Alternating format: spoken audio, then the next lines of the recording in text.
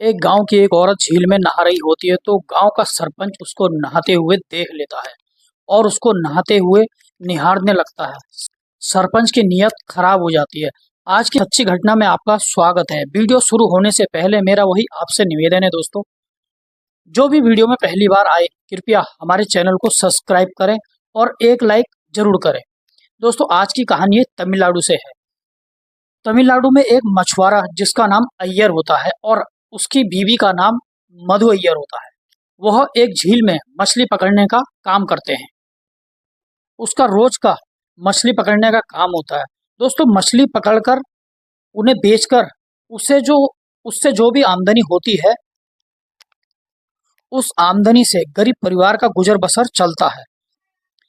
एक दिन झील किनारे मधु अय्यर नहा रही होती है, तभी वहां गांव का एक व्यक्ति जो कि सरपंच होता है, उसे नहाते हुए चुपचाप देख रहा होता है। उसका भीगा हुआ बदन देखकर उसके मन में तरह तरह के ख्याल आने लगते हैं। दोस्तों, मछुआरे की बीवी को यह नहीं पता होता कि उसको भी कोई नहाते हुए देख रहा है। नहाने के बाद वह अय्यर के पास चली जाती है। दोस्तों, नहाते हुए जो सरपंच उसको देखता है, पूरी झील का टेंडर उसके ही अंडर में होता है। यानी कि जो पूरी झील, जो भी सारी मछली पकड़ने का काम होता है, वो सारा उसका ठेका होता है जो सरपंच के अंडर में होता है। एक दिन मधु अय्यर को अकेला देखकर सरपंच उसके पास जाता है और उससे कहता है, मैंने तुझे नहाते हुए देख लिया है। सरपंच उससे अश्लील बातें करने लगा, उसे परेशान भी वो करने लगा और कहने लगा, मेरे पास आ जाओ, मेरे पास बहुत पैसे हैं, मेरे पास कोई पैसों की कमी नहीं है। लेकिन दोस्तों, मधु अय्यर जो उसकी पत्नी होती है मछुआरे की, वो उसकी बात नहीं सुनती है। लेकिन सरपंच उसे रोज परेशान करने लगा और रोज आते जाते अश्लील बातें करने लगा। तो मधु अय्यर बहुत सीधी और सादे परिवार की लड़की होती है। वह अपने पति से प्रेम करती है। दोस्तों, एक दिन मछुआरा अय्यर की जिंदगी में एक नया मोड़ आया था। अय्यर अचानक बीमार हो गया और उसकी दिनचर्या में अचानक से तूफान आ गया। घर में पैसों की परेशानी होने लगी। मधु अय्यर बहुत परेशान रहने लगी। घर में जितने भी पैसे थे वो अय्यर के इलाज में लगने लगे। जब धीरे धीरे सारे पैसे अय्यर के इलाज में लगने लगे तो मधु अय्यर ने अय्यर को एक बड़े अस्पताल में दिखाया। तो डॉक्टरों ने बोला, इसके लिए कम से कम 20 से 25 हजार रुपये लगेंगे और इसकी जो बीमारी है वो ठीक हो जाएगी। बेचारी मधु अय्यर गरीब थी और वो इतना पैसा कहाँ से लाती। फिर वह सरपंच के पास जाती है। दोस्तों, सरपंच की नीयत गंदी होती है, जो कि मैं पहले भी आपको बता चुका हूँ। सरपंच उसे आते हुए देखकर बहुत खुश होता है और कहने लगता है, बोलो मधु अय्यर, आज मेरे वहाँ कैसे आना हुआ। मधु अय्यर ने बोला, सरपंच मुझे कुछ पैसे चाहिए, मेरा पति बीमार है, जब वो ठीक हो जाएगा तो मैं आपके पैसे लौटा दूंगी। लेकिन सरपंच बोलता है, कितने पैसे की जरूरत है। मधु अय्यर बोलती है 25 हजार रुपये। सरपंच उसे 30 हजार रुपये देता है दोस्तों। लेकिन सरपंच की नीयत गंदी होती है, वह फिर उससे अश्लील बातें करने लगता है। सरपंच उससे बोलता है कि मैं जितने चाहे उतने पैसे दे दूंगा, लेकिन तुझे मेरे साथ सोना होगा, तुझे मेरी हर जरूरत पूरी करनी होगी, बिस्तर पर आना पड़ेगा और मेरी प्यास बुझानी पड़ेगी। दोस्तों, उसकी नीयत गंदी होती है तो मधु अय्यर को गुस्सा आ जाता है और वह पैसे उसी के मुंह पे मार देती है और वहां से बेचारी चली जाती है। अब मधु अय्यर गांव के कई लोगों से पैसे मांगती है, लेकिन मधु अय्यर की कोई मदद नहीं करता है। मधु अय्यर ये कहती है, जब मेरा पति ठीक हो जाएगा तो मैं पैसे लौटा दूंगी। लेकिन दोस्तों, मधु अय्यर की कोई मदद नहीं करता। तो मधु अय्यर बहुत परेशान हो जाती है और वह अपने पति को जब देखती है तो सोचने लगती है कि पैसे के बिना जिंदगी नहीं है और पैसा जिंदगी में बहुत जरूरी है। पैसे के बिना जिंदगी अधूरी है।